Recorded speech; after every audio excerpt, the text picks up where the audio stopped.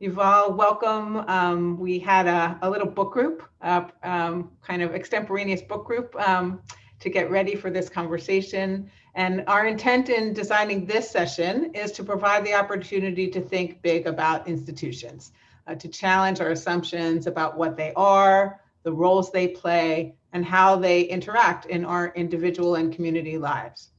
We hope that this conversation will provide a foundation to the conversation that follows, which is a more on the ground conversation about the specific exploration of institutions in faith communities. So I'm very happy to turn the mic over to Michael, our storyteller analyst, to introduce our special guests and guide us through this first conversation. Michael. Right. Well, welcome back, everyone, and welcome to my friend. So excited to have you with us. Yuval is the director of social, cultural, and constitutional studies at the American Enterprise Institute. He holds the Beth and Ravenel Curry Chair in Public Policy. He's the founding and current editor of National Affairs, which is just one of the first ways I got introduced to Yuval, and just has been immensely helpful to me as someone who traditionally holds opposing political views to many conservative points of view. National Affairs has really helped challenge and broaden my perspective. Yuval is also a senior editor of The New Atlantis, another incredible publication, and he's been a contributing editor to National Review. He served as a member of the White House domestic policy staff under President George W. Bush. He was also executive director of the President's Council on Bioethics and a congressional staffer at the member committee and leadership levels. Dr. Levin has published essays and articles in numerous publications, including the New York Times, Wall Street Journal, Washington Post, and Commentary. He's the author of several books on political theory and public policy, most recently, A Time to Build, from Family and Community to Congress and the Campus, How Recommitting to Our Institutions Can Revive the American Dream. And that's going to serve as sort of the sandbox that we'll play in over the next hour or so for this conversation. And so to my friend, thank you so much for joining and welcome. Thank you. It's really my pleasure, my honor to be part of this conversation and to do it with you, Michael. Thanks. Yeah, well, I know that you've had the opportunity to hear a little bit about this community, so I won't do too many preliminaries there and just get right to the conversation. And I'm sure based on the engagement we have, you'll learn more about what we're trying to achieve here. But just to start, can you give us sort of a 101 definition of an institution, how we identify an institution, and the way you think about the role or roles of institutions in society?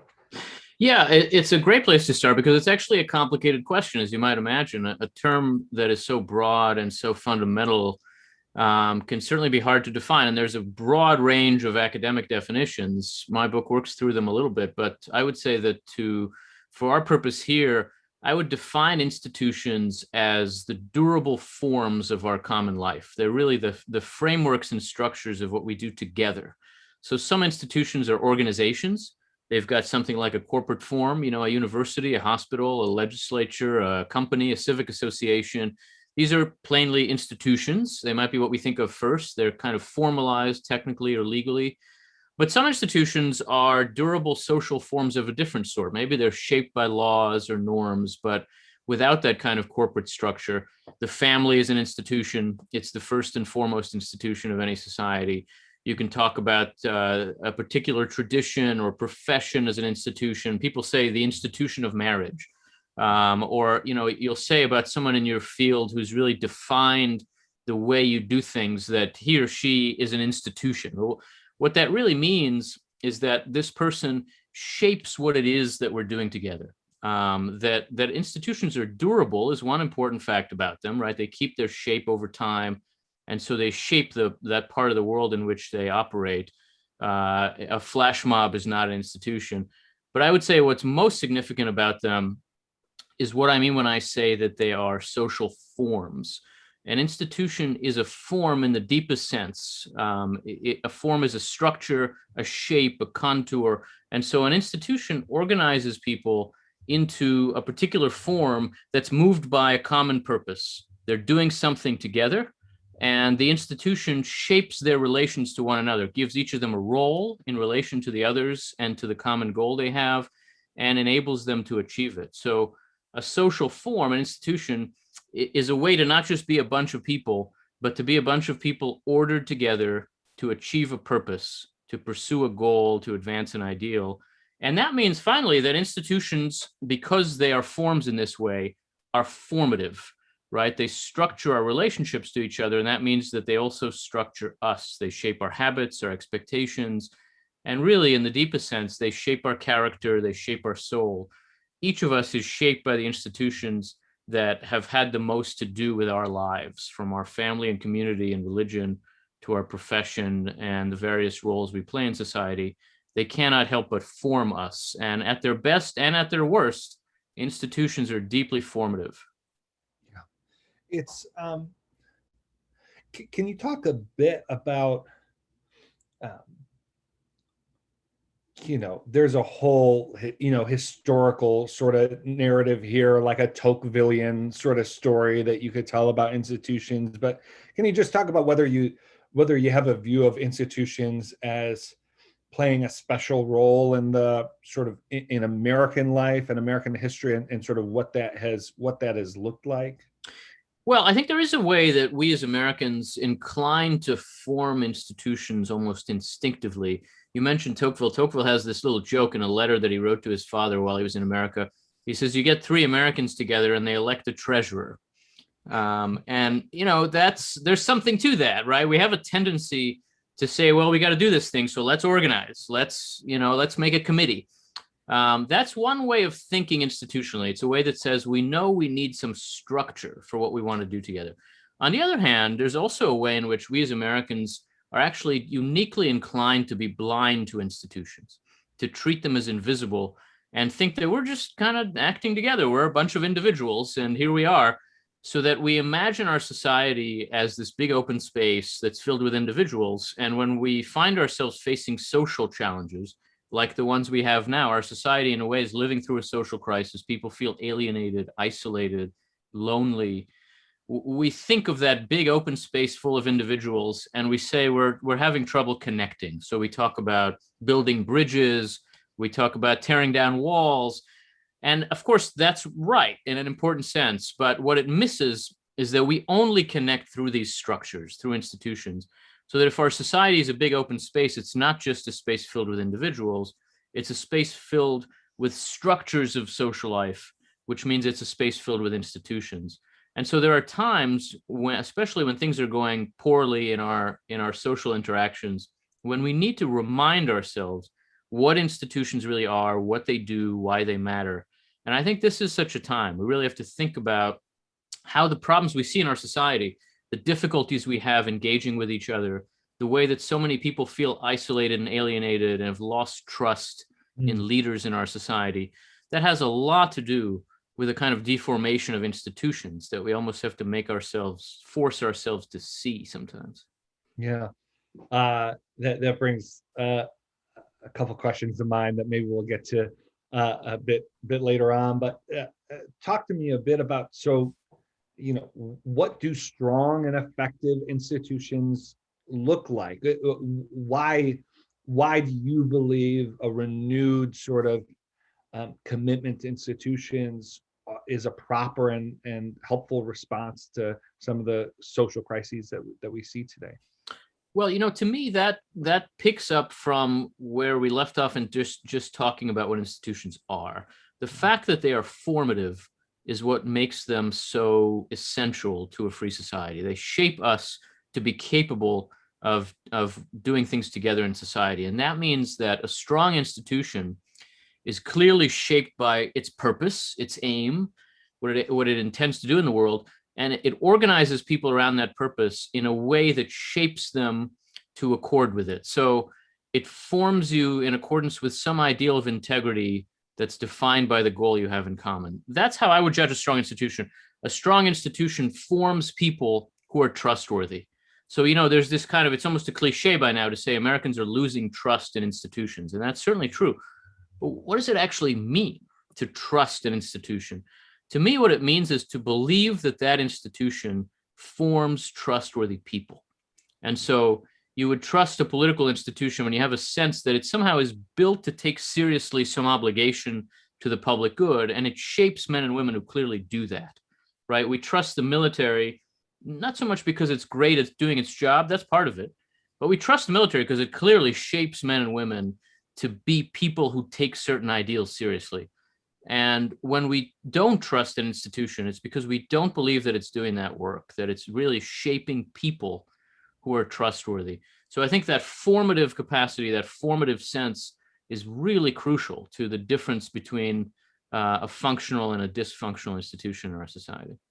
Yeah, I think, right. So part of the question is, do people want to be formed, or are we, right? And so I don't want to go too far down, but it seems like a question that we can't avoid here, which is, I think it is increasingly common for people to say, who can tell me how I should be better than me? Who should have a role in defining sort of who I am and what my values are other than me? And you could look at the work of someone like Charles Taylor, and there's obviously all this talk of expressive individualism and all these kinds of things. Do you believe that there's sort of cultural threads? Is there enough capital in society that we could draw on to that people want to be formed by institutions, or is this the first step to sort of reconfigure or sort of readdress that human need? Well, I'd say a few things. First of all, that resistance is rooted in concerns that we should take very seriously. There absolutely are ways in which institutions can be oppressive. They constrain our freedom. They sometimes impose hierarchies on us. They limit our choices sometimes. And more than that, some institutions really are just oppressive. I mean, the term institutional racism is not a metaphor, right? That's a reality in our country. And so we have to be alert to the ways in which institutional strength can be overbearing. But we also have to be, and this is harder for us right now, we also have to be alert to the ways in which institutional weakness can be debilitating, to see why we need institutions and why particularly those people with the least power in our society need functional institutions to enable them to be protected, to be heard, to be taken seriously, to be effective in society. And so in that sense, you might say we don't exactly have a theory for why people should want to be formed, but we do have the experience, the fact that people want to be a part of something. People want to belong to something they can respect, something they can feel loyalty to, something they can feel good about.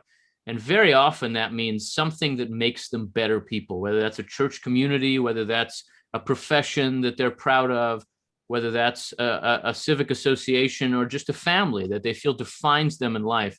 We plainly all need that kind of formation, even if we in our liberal society don't really have the vocabulary, the theory for saying that that's part of what it means to be a flourishing person.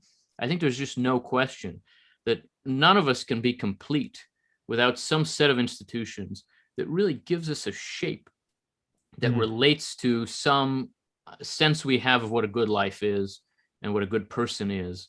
And so we do require that, but we also require a vocabulary that legitimates that justifies that. That's part of what a book like this tries to do. It's part of what a conversation like this tries to do.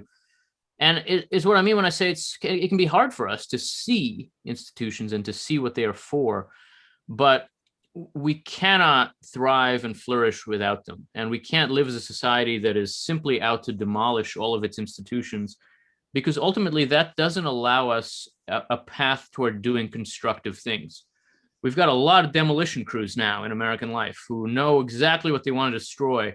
We've got to think harder about what kinds of construction crews we want to be a part of, what we need to build so that people can have better lives.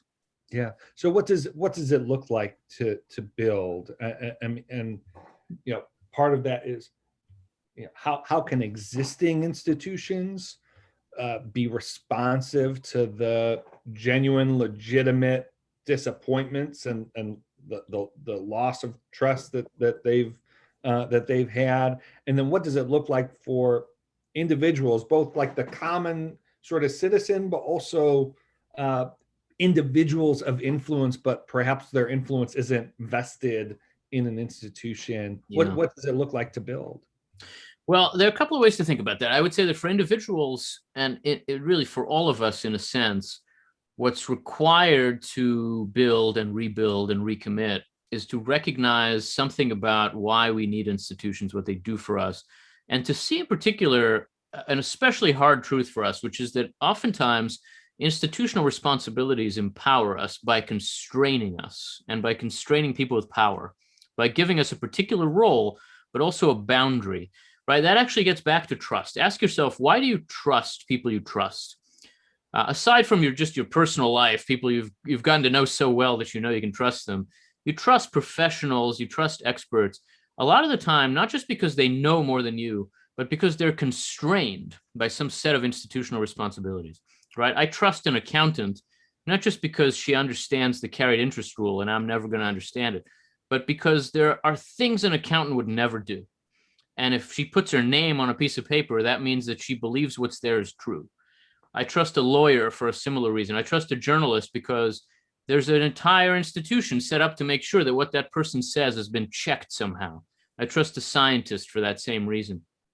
That means that it's the constraints that institutions provide that allow us to build trust and to build regard and to build the kind of social capital that's necessary for our society to function.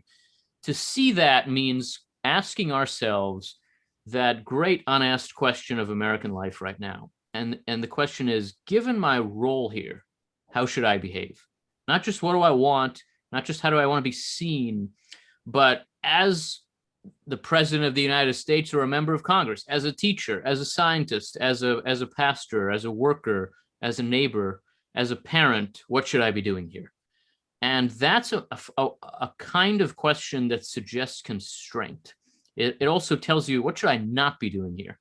That way of thinking is absolutely essential to recovering a sense of how to be part of an institution, how to serve people through institutional forms, and therefore also how to rebuild, reconstruct our institutions and our confidence in them. The problem we have in American life is not so much that people don't trust our institutions, but that they're not trustworthy enough. And there are all kinds of ways we can think about how to build that trust, but it all starts from a simple premise, which is that to be trustworthy, for an institution to become trustworthy, the people in it have to work at it. And that means all of us do, because we're all part of some set of institutions. That's not a substitute for reform, right? For changing how Congress works or how we do policing or how the university functions. But I think it's a prerequisite for it, because for any kind of meaningful institutional reform, you've got to begin with the people inside the institution understanding that there is a problem and that they are part of the problem. And that means asking that question of yourself. Given my role here, what obligations do I have? What should I be doing and what should I not be doing? Yeah. I want to talk specifically about faith, but before that, I just want to pull on a couple other more general ideas that are tied to your work. The first, can you talk about this? Well, actually, let me pick up where you left off, which is, and I think several of us have raised these kinds of questions just in the discussion we had before you joined, which is, how do you distinguish between an institution that is worth recovering and one that is worth moving on from, dismantling, replacing, trying to build up a parallel structure? How do you make those distinctions? It's an enormously important and difficult question, and there's obviously no simple formula. There are some institutions that aren't really quite replaceable, right? We can say Congress is broken, but we can't just start another Congress, at least not easily, right? And so we have to fix it. We have to work on it, starting from where it is to make it better. And there are some institutions like that in our lives that we can't just start an alternative. On the other hand, there are some institutions that are just clearly broken in our experience, and where we need to move on. We need to exit them, or we need to replace them. Sometimes we even need to destroy them. I think that's rare, but it happens. But I would say that for most of us in our lives, the question is really where to invest our energy and how. How can we do good, and where do we want to do good? And that's a question that, in a sense, we each have to answer for ourselves. And almost by definition, the places we're inclined to look are those where we want to rebuild and re-engage. So we have options. We don't all have to put all of our energy into our workplace. It can be just a place we are from 9 to 5 because we got to earn a living. And then after that, it's at home in the family, or it's in the church, or it's in some community organization where we really are investing ourselves as citizens and trying to make something better. And, if you ask yourself, what's worth the effort? What's worth the time? I think that's the beginning of an answer to that question. But there's no simple formula that says, I need to invest everything I've got in making this work, or I've got to start something new and find people that I can work with to begin an alternative institution. I think that just inevitably is a case-by-case question. And, we have to see that rebuilding our society doesn't just mean rebuilding its existing institutions. It very often can mean building new ways of dealing with problems. And that means building new institutions, new organizations, new ways to act together. Yeah, thank you. The last sort of general concept I want to talk about, which has been so helpful to me and so many colleagues and people that I work with, is talk about this. You've talked about institutions that form, but talk about this idea of institutions as platform and what that means, why that's sort of developed in the way you've seen it develop, and just unpack that idea. Yeah, I think it's a tremendously significant problem in American life now. It has a lot to do with this question of loss of trust, right? If we trust an institution when it seems to form trustworthy people, then we find ourselves in real trouble when some of our core institutions are not even trying to be formative. They don't see themselves as being in that business. And instead, they see themselves as existing to provide a platform for people to be seen, to be noticed, to build a following, to build their own brand. When we don't think of our institutions as formative, but as performative, when the presidency and Congress become just stages for performative outrage, as in a lot of ways they have, when a university becomes just a venue for virtue signaling, when a church becomes a political stage, when institutions that are meant to shape us and really to form our souls instead just become another place to express yourself, they become much harder to trust. They aren't really asking for our trust. They're just asking for our attention. And in our time, a lot of the most significant social and political and cultural intellectual institutions are in the process of going through this kind of transformation from mold into platform, from shaping us into expressing us. The very few exceptions, at the national level, the military is an example of this, which is just an unabashedly formative national institution. They tend to prove the rule because those are the institutions where we haven't lost trust, the ones we still do take seriously. And a lot of our institutions, including the really novel 21st century institutions of social media, which are just built as platforms to begin with, they're just places to stand and yell. And there are a lot of places now to stand and yell. There is no shortage. There are very few places where you can work within an institution rather than on top of it, engage with people, negotiate, bargain, find ways forward. That's what our institutions are ultimately for.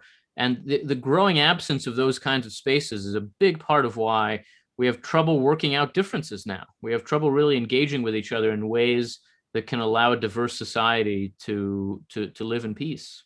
Yeah, that question is one to ask of oneself, of leaders that you see, of institutions that you see. Am I asking or acting in a way that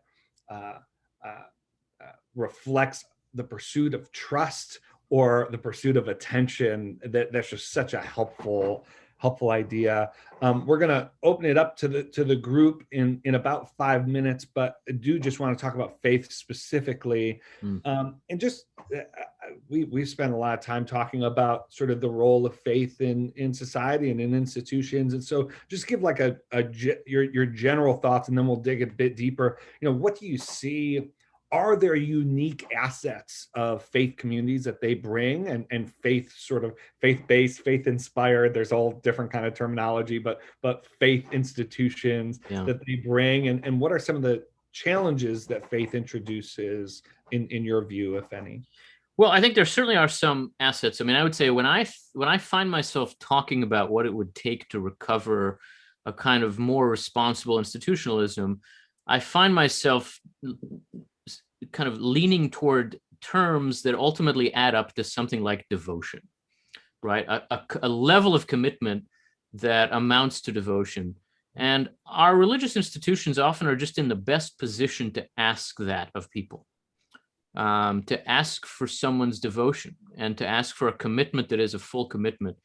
And that means that they sometimes can be the places where where a recovery of responsibility is most accessible to us.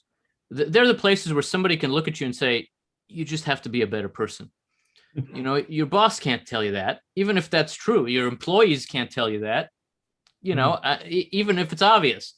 Oftentimes, it's not even easy to do in the family, in the community, though it's a little easier. Your elected officials can't tell you that, and the voters can't really tell the member of Congress that either, though we're all thinking it. But just be a better person is a kind of message that can be delivered in the context of a religious community in a way that makes it easier to get heard.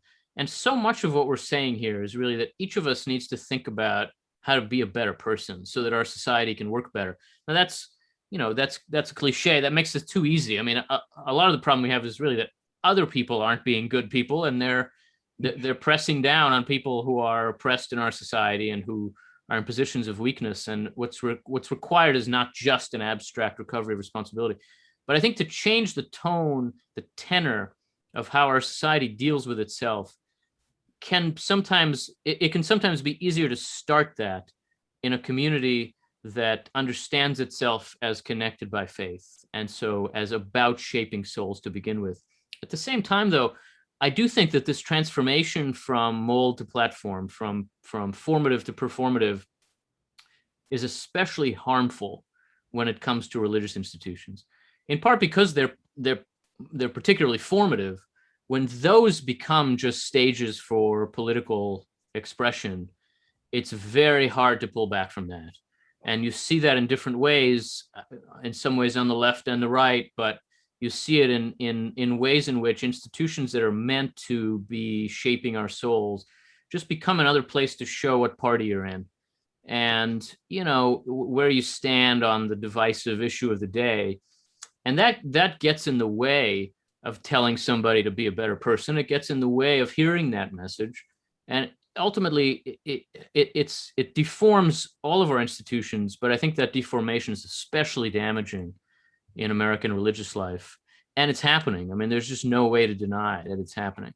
Yeah, I think many of us see that. Just on the first part of your comment, it just has been striking to me, whether it's Speaker Boehner, former Speaker Boehner, with his book, or Senator Mark Pryor, the Democrat from Arkansas, as a friend, and we've had conversations since he left office, and there is this sort of, and we could talk about the different motivations that play into this, especially if you have a book coming out, but you do sense a bit of exhale of things that the various sort of pressures and the incentive structure that politicians have, that doesn't excuse sort of the individual responsibility they have to act well. But I've been struck in my conversations with someone like Senator Pryor, who would say, my intentions were in some ways thwarted by the demands and expectations that people had of me as an institutional leader. And I think that's really interesting.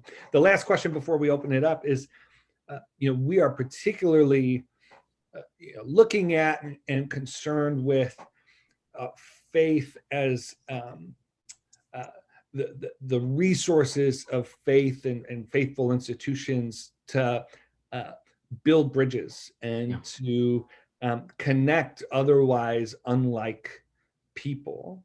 I think one of the impulses when people come to this kind of conversation is, faith is a defining thing. It is a formative, constraining thing in some ways that would seem to be a barrier to building bridges. Like, wouldn't the most free, unconstrained, undefined person be the most nimble in working across difference?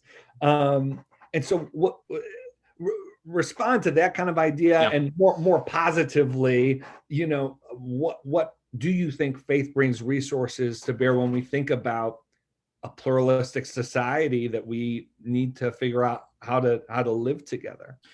I think it's important to think about the nature of the problem to be solved there, because I think this is, in some ways, the defining problem of American public life in this moment, which is that we are short of ways of engaging with one another, and so of actually encountering different views, and in a sense of accommodating different views. Our politics exists to enable differences to be accommodated, but the institutions that actually do that work are the most deformed and broken of our institutions now.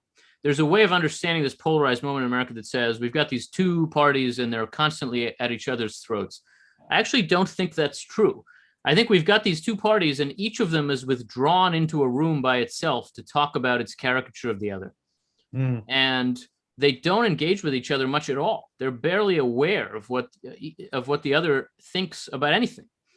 And we're because we've turned our various arenas of contention into forms for expression, and everybody just talks to their own side all the time in politics, there's very little talking across difference. That's even true in Congress, which literally just exists to be the place where people with different views come and deal with each other, literally deal with each other, make deals. Very few members actually operate as though that's the purpose of the institution. And I think some of the other arenas that can be places where people with different views and priorities can meet each other don't serve that function now. And we have real trouble actually engaging with other people. So that I think it's not necessarily the case that religious institutions, which inevitably come to these kinds of questions with some commitments, right, with some non-negotiables, I don't think that's a bad thing, because that allows you to approach other people with some self-confidence and to hear them, to actually hear what matters to them, what their priorities are, and think about how we can work things out in such a way that people's different priorities can all be accommodated. That's the purpose of basically every public institution in our free society. But so many are failing to do that now, to actually hear differences. It's a problem in the university. It's a problem in our politics. It's a problem in journalism. All the most contentious places in the culture war. The problem, if you think about it, is that an arena where people are supposed to engage with each other has just become a place to talk to your own side. And that means we need to look for other places. We need to look for other ways. And I do think there's some role for religious institutions to play in that. I'll tell you a quick story. I'm basically not on social media. I'm not on Twitter, but I am on Facebook, mostly to keep up with my family. And my life on Facebook is an example of what our divisions have come to look like. So I'm, on the one hand, I'm a foreign-born Jewish PhD. I grew up in New Jersey. I live in Maryland. I have a lot of friends on the left. On the other hand, I'm a conservative. I've worked in the conservative policy world for the last 20 years. I've got a lot of friends on the right. These two worlds on Facebook think they're mad at each other, but they have no idea what the other is mad about at all at any given time. You see this one block of people who are yelling about one thing, and the others never heard of it, even though it's all about them. And they're yelling about another thing that these guys have never heard of. It's a very bizarre way to observe American culture. And I think it's just the place where we are now. And what's needed is some way for people to actually engage one another. I'll tell you, Facebook is not that way. That's not where it's going to happen. Certainly Twitter is not.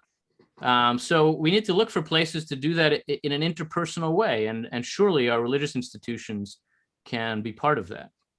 Yeah. Kristen just put in the chat something that I was thinking of as well, absolutely. which is this recent research from More in Common on the perception gap, and would urge people to click through on that link. Yeah, I mean, look, there was a moment where all my friends on the right were complaining about Dr. Seuss being banned. And nobody outside of those circles even knew what the hell that was about. I mean, it basically didn't even really happen. But people can just get worked up in this way, left and right. And there's just got to be a way out of it that involves engaging with each other. Well,